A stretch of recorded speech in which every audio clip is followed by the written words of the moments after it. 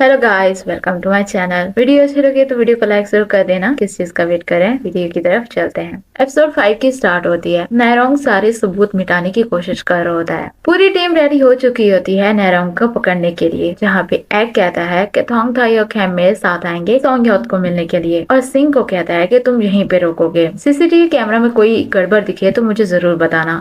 थॉन और याई जाएंगे नैरोंग के घर बाकी की चीजें देखने के लिए, अगर उन्हें कोई सबूत मिलता है तो। जिसपे वो यस बोलते हैं। क्या अभी भी थॉन से नाराज होता है। वो जा रहे होता है जहाँ पे याई थान को समझाता है कि हम एक मिशन पे जा रहे हैं, तो तुम्हें उससे पहले चीजें क्लियर कर लेनी चाहिए उससे। थान प्या को ऊपर से बुलाता है पर वो उसे इग्नोर करके चल ही रहा होता है। थान उसे कहता है मैंने कुछ भी डॉक्टर को नहीं बताया था तुम्हारे ड्रीम्स को लेकर, लेकिन प्या उस पर भरोसा नहीं कर रहा होता और कहता है फिर उसे पता कैसे चला। थान कहता है मुझे नहीं पता, मैं उसे पूछूंगा जरूर। प्या उसे छोड़ देता है और कहता है तुमने पहले ही मुझे धोखा दे दिया है। थान कहता है मैंने तुम्हें कभी नहीं धोखा दिया। प्या दीवार पे पंच मारता है और कहता मुझे और कुछ नहीं सुनना। गुस्से से वहाँ से जाने लगता है। थान कहता है तुम मुझे गलत समझ रहे हो। प्या उसे पीछे हटाने लगता है, जिसपे थान को चोट लग जाती है। प्या कहता है अगर तुम्हें लगता है ना मैं बुरा हूँ, तुम मुझसे दूर रहो, और से चला जाता है। याई उससे लड़ने वाला होता है लेकिन थान उसे रोक देता है। वो नैरोंग की जगह पे पहुँचते हैं जहाँ पे नैरोंग नहीं होता। उसकी सिस्टर की काफी सारी पिक्चर पड़ी होती है, जिसे थान देखता है। उसे पता चलता है कि इसके तो विजन भी आए थे उसे। वो अंदर जाते हैं जहाँ पे उन्हें एविडेंस मिल जाते हैं। विक्टिम्स को मारने वाली पिक्चर्स उसी रूम में होती हैं। यही कहता है माना उसने बदला लेने के लिए किया, लेकिन बाकी विक्टिम्स को उसने क्यों मारा होगा। क्या कहता है हो सकता है वो भी पहले विक्टिम रहा हो। जिसपे थान कहता है हाँ, क्योंकि पहले वाले दौर में क्या होता था,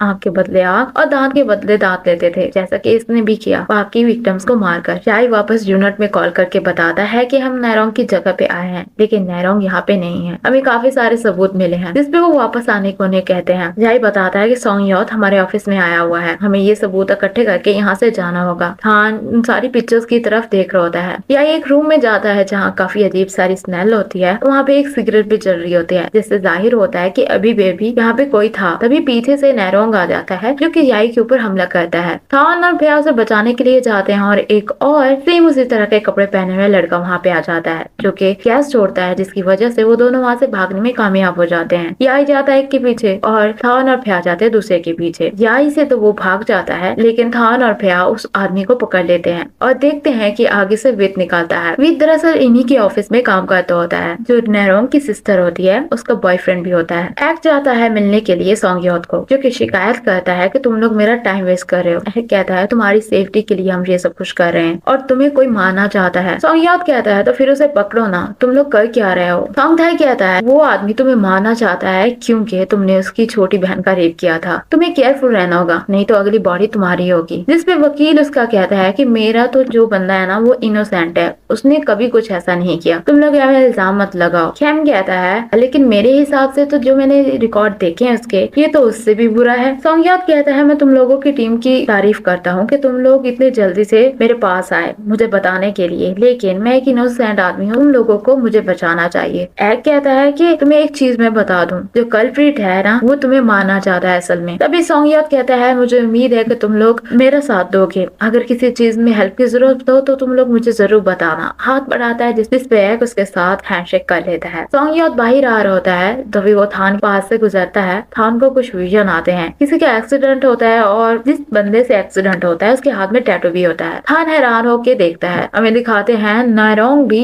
उनके ऑफिस के सामने आता है और जाता है सोंग ह्योत की गाड़ी की तरफ। सोंग ह्योत बाहर निकलता है, जिससे इंटरव्यू लेने वाले काफी सवाल पूछते हैं कि आपके ऊपर जो केस चल रहा है क्या वो सच बात है। जिसपे वो कहता है मैं तो बहुत ही इनोसेंट हूँ, मैंने आज तक ऐसा कुछ भी नहीं किया। उसका वकील भी इस बात में उसका साथ देता है, लेकिन जो वहाँ पे लोग खड़े होते हैं वो उसके ऊपर अंडों की बारिश कर देते हैं, क्योंकि वाकई वो झूठ बोल रहा है। वो दुम दुबा के वहाँ से भाग जाता है। वित को वो अपनी कस्टडी में ले लेते हैं, जहाँ पे याई बताता है मेरी वजह से नैरोंग भाग गया, मैं इसके लिए काफी शर्मिंदा हूँ। एग कहता है कोई बात नहीं। सिंह बताता है कि वित उसका बॉयफ्रेंड है और शायद इसलिए उसने उसकी हेल्प की। जिसपे भैया कहता है फिर तो हमें वित कुछ नहीं बताएगा जब तक नैरोंग अपना काम खत्म नहीं कर लेगा। सोंग ह्योत बैठा होता है, तभी गाड़ी रोकता है नैरोंग और उसे मारता है, बेहोश कर देता है। हमें दिखाते हैं वित ग्रीन के मरने के बाद काफी टूट चुका होता है और वो बहुत रोता है। ऑफिसर आता है, एग को बताता है कि सिक्योरिटी गार्ड्स ने मुझे बताया है कि जिस गाड़ी में सोंग ह्योत गया है उसकी नंबर प्लेट नहीं थी और वो नैरोंग के पास थी गाड़ी। जिसपे उन्हें पता चलता है कि अब तक तो किडनैप हो चुका होगा। तभी उन्हें एक पिक्चर सेंड करता है नैरोंग, जिसमें उसने अपनी और सोंग ह्योत की सेल्फी ली होती है। तभी भैया जाता है वित के पास, उसे वो पिक्चर दिखाता है, कहता है नैरोंग का तुम साथ दे रहे थे ना, सब कुछ ये तुमने किया ना, और हमारी इन्फॉर्मेशन उसको दी तुमने ताकि वो हमसे भाग सके। तभी वेद काफी गुस्सा होने लग जाता है और कहता है तुम लोग चीजें ठीक करना चाहते हो ना, तो उसे करने दो ये सब कुछ, उसे मारना होगा। फ्या कहता है तुम लोगों को कोई हक नहीं बनता किसी को भी इस तरह से मारना। वेद कहता है तो तुम लोग ऐसे बुरे लोगों का साथ देते हो जिनकी वजह से लोग अपनी जिंदगी ले लेते हैं, उनकी वजह से ये सब कुछ हुआ था और यही वो डिजर्व करता है। मैं और नैरोंग सिर्फ उन्हीं लोगों को जस्टिस दिलवाते हैं जिन्हें तुम्हारा लॉ नहीं दिलवाता, और इससे बाकी के लोग भी एग्री करते हैं जो प्रोटेस्ट कर रहे हैं। शाही थान को कह रहा होता है याद करो वो कौन सी जगह थी, लेकिन थान को कुछ भी याद नहीं आ रहा होता। तभी इंस्पेक्टर कहता है कि हमारे पास बहुत कम टाइम है तो हमें कुछ करना होगा। नैरोंग लेके जाता है सोंगयोत को उस जगह पे और उसे कहता है तुम्हें याद है मैं कौन हूँ, जिस पे वो साफ साफ मना कर देता है। फिर वो उसे एक पिक्चर दिखाता है और कहता है तुम्हें ये लड़की तो याद होगी,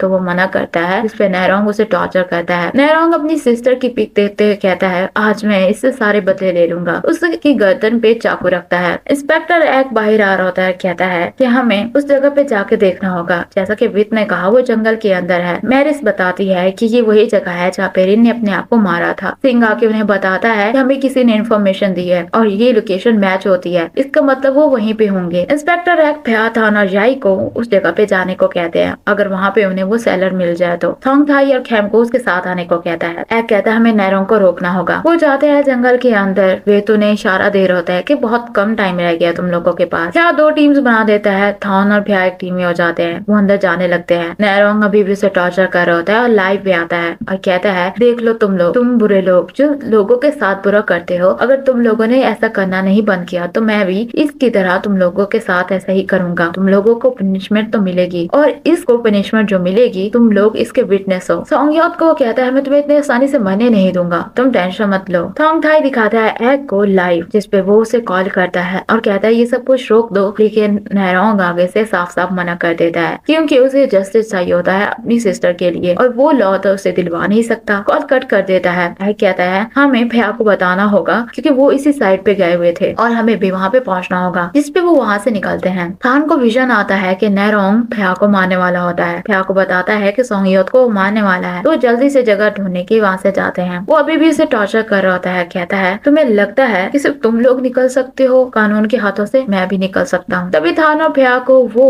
अंडरग्राउंड जगह मिल जाती है। वो उसे मारने ही वाला होता है, ऊपर से थान और फ्या उसे रोकते हैं। थान कहता है अगर तुम उसे मारोगे तो इसे पनिशमेंट कैसे मिलेगी, लेकिन आगे से नैरोंग कहता है तुम लोग इसका कुछ नहीं बिगाड़ सकते और मैं अपने अंदाज में से हैंडल करूंगा। फ्या कहता है तुम्हारी बहन कितनी डिसअपॉइंट होगी अगर उसे पता चला तुम ये सब कुछ काम कर रहे हो, हमें ये सब कुछ हैंडल करने दो। नैरोंग कहता है कि तुम लोग पैसा लेके इनकी हेल्प करते हो, लेकिन हमारे जैसे लोगों की नहीं। मेरी बहन मर गई तुम लोगों की वजह से और ऐसे लोगों की वजह से, इसे तो सब कुछ भुगतना ही पड़ेगा, इसे मैं पनिशमेंट दे के रहूंगा। थान कहता है अगर तुम इसे मारोगे तो ये क्रिमिनल नहीं रहेगा, ये विक्टिम बन जाएगा, क्या तुम ये चाहते हो? नैरोंग कहता है मुझे कोई फर्क नहीं पड़ता। उसे मारने लगता है, जिसपे वो शूट करते हैं। उनके दरमियान फाइट स्टार्ट हो जाती है। फ्या और नैरोंग की गोलियां खत्म हो जाती हैं तो हाथों से लड़ने लग जाते हैं। थान सोंगयोत को बचाने में कामयाब हो जाता है। नैरोंग फ्या का एम्यूलेट पकड़ के खींच रहा होता है, जिसकी वजह से वो एम्यूलेट टूट जाता है। फ्या उसे धक्का देता है। नैरोंग बैठा होता है, तभी उसके अंदर अजीब सी पावर आ जाती है और उसकी आंखें ग्रीन हो जाती हैं, जिसपे वो फ्या को काफी आसानी से मार रहा होता है, लेकिन फ्या आगे से कुछ नहीं कर पा रहा होता।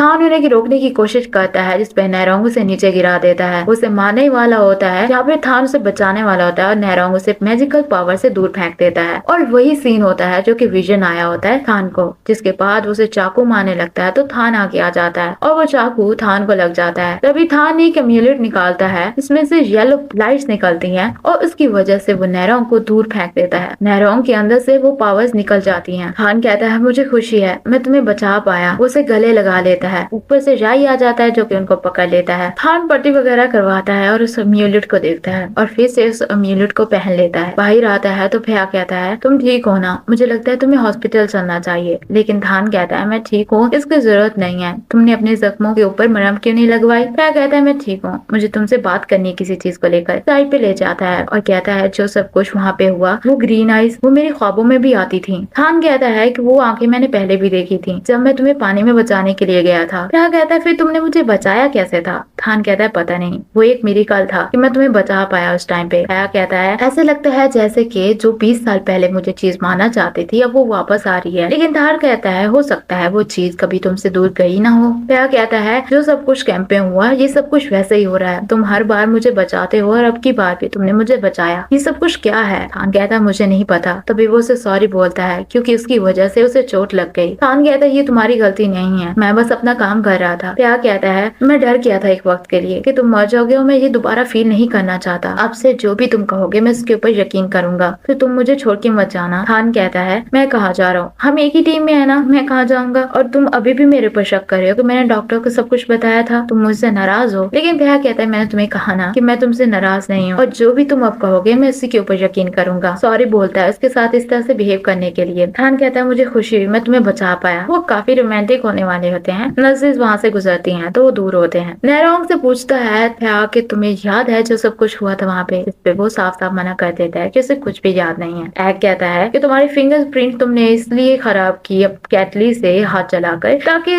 कोई सबूत न रहे। तभी नहरोंग कहता है तुम लोग मुझे यहाँ पे क्यों लेके बैठे हो, जेल में डालो ना मुझे। थान कहता है तुम्हारी बहन को जस्टिस मिलना होगा लेकिन तुम इस तरह से लोगों को नहीं मार सकते। नहरोंग कहता है मैंने उन्हें नहीं मारा, तुम लोगों ने मारा है। मेरे जैसे विक्टिम्स का तुम लोगों साथ नहीं देते, तुम लोग इसे जस्टिस कहते हो, तुम लोग उन लोगों से बिल्कुल भी डिफरेंट नहीं हो। एग कहता है मेरा यकीन है कानून एक न एक दिन जीतता ही है। नहरोंग कहता है एक चीज मैं तुम लोगों से पूछूं क्या, तुम लोग ये जो जॉब कर रहे हो तुम लोगों को लगता है कि तुम लोग एक हीरो हो? तुम लोगों को चाहे ना लगता हो लेकिन जो बाहर लोग है ना उन लोगों को तुम हीरो लगते हो, लेकिन तुम लोग कोई भी ऐसा किरदार नहीं कर रहे कि लोगों को तुम लोगों के ऊपर ज्यादा भरोसा हो। तभी यही ऊपर से आता है बताता है कि हमने सोंग योत को अरेस्ट कर लिया है क्योंकि हमें कुछ सबूत मिले थे उसके खिलाफ। हमें दिखाते हैं सोंग योत को उन्होंने अरेस्ट कर लिया होता है। क्या कहता है ये होता है इंसाफ, देर से ही सही पर होता जरूर है। तभी सिंह बताता है कि हमें इसकी सिस्टर की वीडियो क्लिप मिली है जो कि उसने सुसाइड से पहले बनाई थी। हमें दिखाते हैं वो क्लिप जिसमें वो अपने भाई को थैंक यू बोलती है जो आज तक उसने उसके लिए किया। कहती है मुझे बहुत खुशी है कि मैं तुम्हारी बहन हूँ लेकिन मेरी खुशी उन्होंने छीन ली, मेरी जिंदगी उन्होंने बर्बाद कर दी, मैं अंदर से मर रही हूँ, मैं मरना चाहती हूँ। जिसपे सब इमोशनल हो जाते हैं और थान तो रोने ही लग जाता है। इसके बाद वो सुसाइड कर लेती है। सिंह बताता है कि नहरोंग ने काफी बार उसके खिलाफ रिपोर्ट लिखवाई थी लेकिन उसको आगे नहीं जाने दिया गया और उसके केस को बंद कर दिया गया क्योंकि उसके पास ज्यादा एविडेंस नहीं थे। इस वजह से रिन ने अपने आप को मार लिया। थोंग थाई कहता है जब नहरोंग ने कहा था कि इसकी बहन की मौत की वजह पुलिस है तो मुझे लगा वो सच बोल रहा है। एग कहता है मुझे ऐसे लोग अपनी टीम में नहीं चाहिए वो जो जल्दी गिव अप कर जाते हो। अगर तुम लोग डिस्करेज फील कर रहे हो ना तो जल्दी से मेरी टीम से निकल जाओ क्योंकि मुझे मेरी टीम में लूजर नहीं चाहिए। ये कहकर वहाँ से वो चला जाता है। क्या कहता है अगर मैं सब लोगों की मदद नहीं कर सकता ना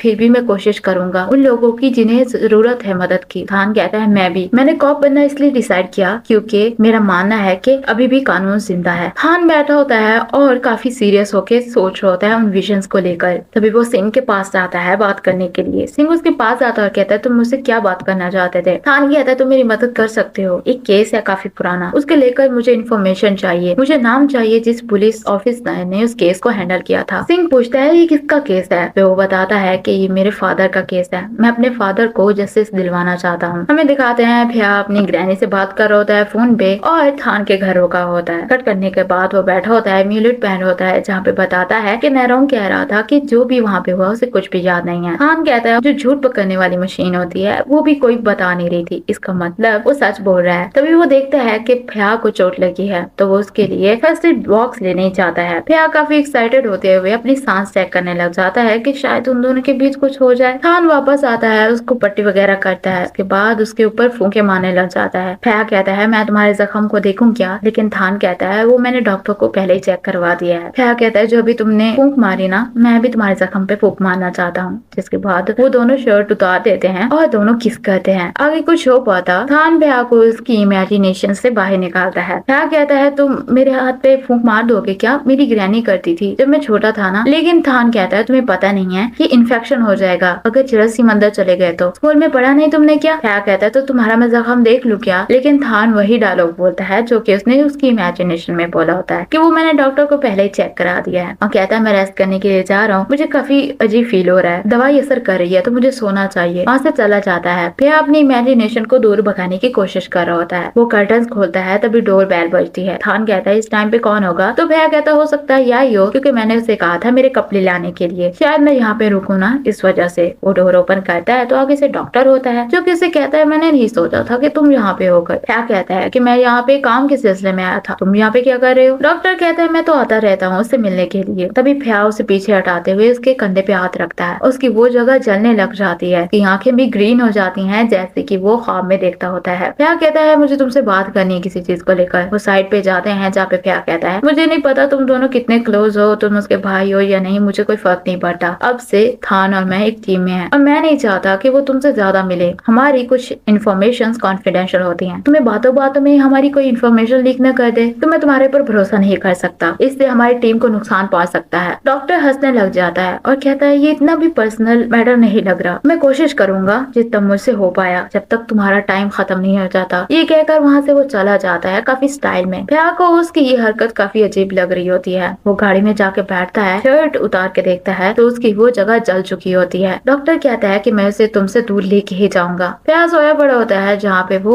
अमीलेट की तरफ देख रहा होता है और पास की मेमोरीज के बारे में सोच रहा होता है। उसे नींद नहीं आ रही होती क्योंकि जो अभी उसने इमेजिनेशन की है उसकी वजह से वो डिस्ट्रैक्ट हो रहा होता है। और फिर से कंफर्टेबल होने के लिए वो पैंट उतार देता है। उसे नींद नहीं आ रही होती तो वो अंदर जाके चेक करता है, उसके ऊपर ब्लैंकेट डालता है। उसे पता चलता है कि थान को काफी ज्यादा तेज बुखार है तो वो उसका फीवर कम करने के लिए ठंडी पट्टियां लगाता है। वहाँ से वो जाने लगता है तो थान उसे पकड़ के अपने पास लिटा लेता है। क्या कहता है देखो मैं 3 तक गिनूंगा, अगर तुम नहीं छोड़ोगे ना तो मैं यहीं पे सो जाऊंगा। और 3 भी काफी जल्दी गिनता है। आज रात तुम मुझे अपना बॉस्टर बना सकते हो। थान का हाथ काफी नीचे जा रहा होता है जिसपे फ्या उसे रोक देता है और उसे गले लगा के वहीं इसके पास सो जाता है। नेक्स्ट मॉर्निंग थान उठता है तो उसे लगता है कोई और है, उसका हाथ मरोड़ देता है। फ्या कहता है मैम, जिसपे वो छोड़ता है और कहता है तुम यहाँ पे क्या कर रहे हो, मुझे तुम्हारे पर भरोसा करना ही नहीं चाहिए था। फ्या कहता है तुम्हें कल रात बुखार था और मैंने तुम्हारा बुखार कम करने की कोशिश की, ऊपर से तुम मुझे ऐसे टाइटली पकड़ के सो गए कि मैं क्या बताऊं, तुम्हें तो मुझे थैंक यू कहना चाहिए। थान कहता है मैंने तुम्हें हक किया था। क्या कहता है हाँ। तभी थान को कॉल आती है अबॉट की तो वहाँ से चला जाता है। अबॉट से वो बात कर रहे होता है कि पहला केस काफी मुश्किल था ना, जिसकी वजह से मैं आपसे बात नहीं कर पाया। फ्या उसे लाउड स्पीकर पे करने को कहता है। थान बताता है अबॉट को कि जो विक्टिम था वही अटैकर निकला, जिसपे अबॉट कहता है मेडिटेशन करना मत भूलना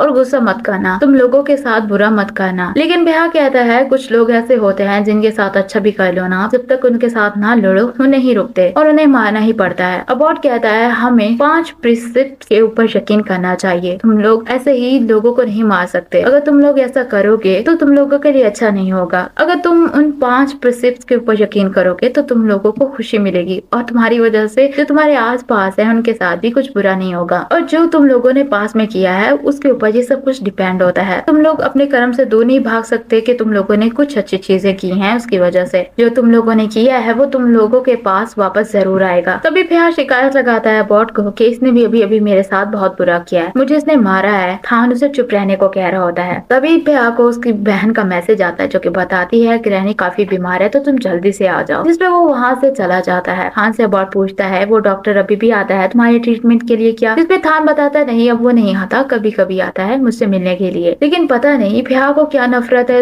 उससे काफी चिढ़ता है वो। अब बॉट कहता है अच्छी बात है, हम दोनों को एक दूसरे से दूर ही रहना चाहिए जितना पॉसिबल हो सके। लेकिन थान कहता है मैं उसे कैसे रोक सकता हूँ, वो तो मेरी बात सुनता ही नहीं है। जहाँ भी मैं जाता हूँ मेरे पीछे एक डॉग की तरह पहुंच जाता है, जिसपे अबॉट उसे कोई बात नहीं कहता और कॉल कट करके प्रे करने लग जाता है। यहाँ जल्दी जल्दी घर पहुँचता है, पूछता है दादी कहाँ है, वो कैसी है। दादी नीचे आती है और कहती है तुम यहाँ पे कैसे आ गए। फ्या कहता है मुझे पानी ने कहा आप बीमार हैं। हानी साइड पे जाके फ्या को कहती है तुम ये सब कुछ ग्रैनी को क्यों बता रहे थे, वो काफी अपसेट है, मुझे लगा वो बीमार होंगी, तुम्हें वो याद करती है, जाओ और घुटनों पे आ जाना और दादी से माफी मांग लो। वो अपनी दादी के पास जाता है और उसे सॉरी बोलता है। तभी उसकी दादी कहती है तुम चुप करो, उसे मारती है, जिसपे पता चलता है कि फ्या को तो चोट लगी है। उसकी ग्रैनी कहती है कि मुझे लगा था ये जॉब इतनी डेंजरस नहीं है, पर तुम्हें इतनी ज्यादा चोटें लगी हुई हैं, तुमने मुझे बताया क्यों नहीं। तभी भानी ऊपर से आ जाती है, उसका भांडा फोड़ देती है कि इसने मुझे बताने से मना किया था। गुस्से में वहाँ से चली जाती है। भानी कहती है तुम्हें आज रात उन्हें मना लेना चाहिए, समझ रहे हो तुम, उससे पहले जाके नहा लो, तुम में से काफी बदबू आ रही है। फ्या अंदर अपने रूम में जाता है और कुछ सोच होता है, फिर ड्राइंग करने लग जाता है उसी ब्यूटीफुल लेडी की और वहीं पे सो जाता है। उसके ख्वाब में वही ब्यूटीफुल लेडी आती है और कहती है देखो हम फिर से मिल गए। फ्या हैरान होकर उसकी तरफ देखता है और कहता है तुम कौन हो और तुम मेरे ख्वाबों में क्यों आती हो। जिसपे वो कहती है तुम्हें याद नहीं मैं कौन हूँ, अपने दिल से पूछो, आंखों से नहीं, तुम्हें पता चलेगा कि मैं कौन हूँ, तुम मुझे देख पाओगे। फ्या देखता है कि वो ब्यूटीफुल लेडी थान में बदल जाती है और फिर देखते ही देखते वो गायब हो जाती है। जैसे वो पीछे मुड़ के देखता देखता है वहाँ पे एक बड़ा सारा जाइंट आगे खड़ा हो जाता है, जिसे देखकर भैया काफी शॉक हुआ खड़ा होता है और एपिसोड यहीं पे खत्म हो जाती है। वैसे पहले तो भैया को सिर्फ वो ब्यूटीफुल लेडी ही दिखती थी, अब ये कौन है और जो डॉक्टर है वो असल में क्या है, क्योंकि उसकी भी ग्रीन आईज थी ना, जो कि भैया को उसके ड्रीम में दिखती है, जो उसे मारना चाहता है। कहीं ये डॉक्टर ही तो नहीं जो उसे मारना चाहता है? ये तो आने वाली एपिसोड में ही पता चलेगा। अगर यहाँ तक वीडियो देखी है तो वीडियो को लाइक जरूर कर दिया होगा आप लोगों ने, अगर नहीं किया तो वीडियो को लाइक कर दें, और अगर आप लोग मेरे चैनल पे नए हैं तो चैनल को सब्सक्राइब कर देना, बेल आइकन को दबाना मत भूलना, ताकि मेरी नेक्स्ट वीडियो की नोटिफिकेशन आपको मिल सके। Thanks for watching.